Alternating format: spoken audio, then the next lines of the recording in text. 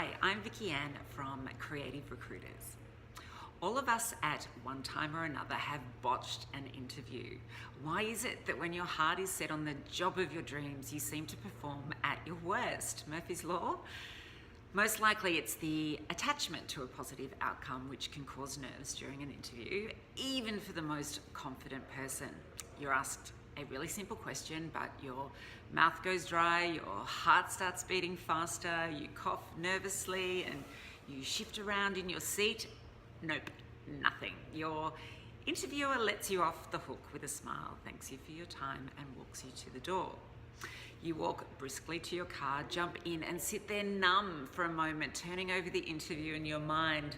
And slowly, one by one, you start to think of the perfect answers to their questions that, had you not gone completely blank, might have scored you your dream job. So how can you ensure this doesn't happen to you? Firstly, it's important to understand that the interviewer is doing their best to make a judgment call on whether you're the right person culturally for their business and whether your skills will add value to their team. Therefore, being able to clearly articulate who you are and what you do in the shortest amount of time is essential. This is particularly important the longer you've been in the workforce. If you mess this up, you'll confuse the interviewer and it's all over Red Rover.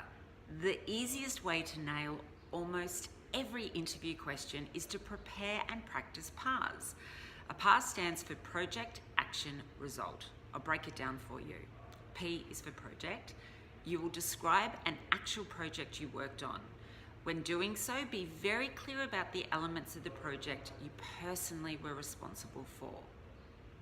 A is for action. This section is where you get to describe the actions you took to complete the project, and this is the most important part of a PAR because everything you say here describes who you are and what your capabilities are. In this description, your interviewer is listening for a range of attributes, including how you collaborate, how well you listen, how you problem solve, whether you're solution focused. You'll be judged on your leadership capabilities, your need for training, your ability to influence, your conceptual thinking process, and how well you're going to fit into their team. Therefore, when preparing the A section of your PAR, be sure to use language that demonstrates what I've just mentioned. R is for result.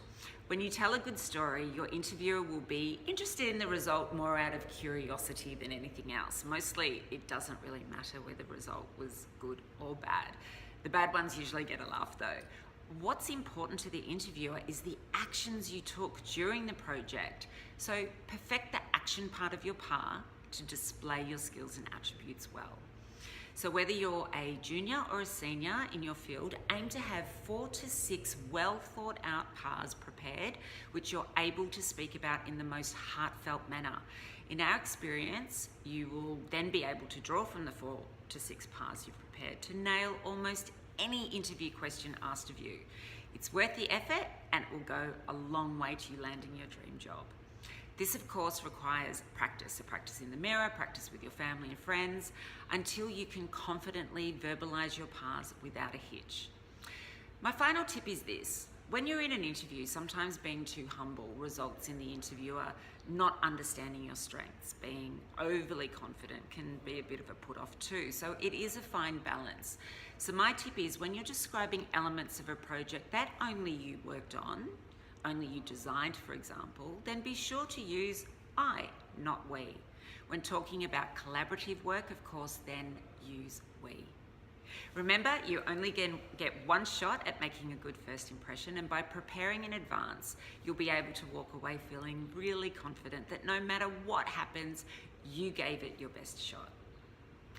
Thanks so much for listening and have a great day.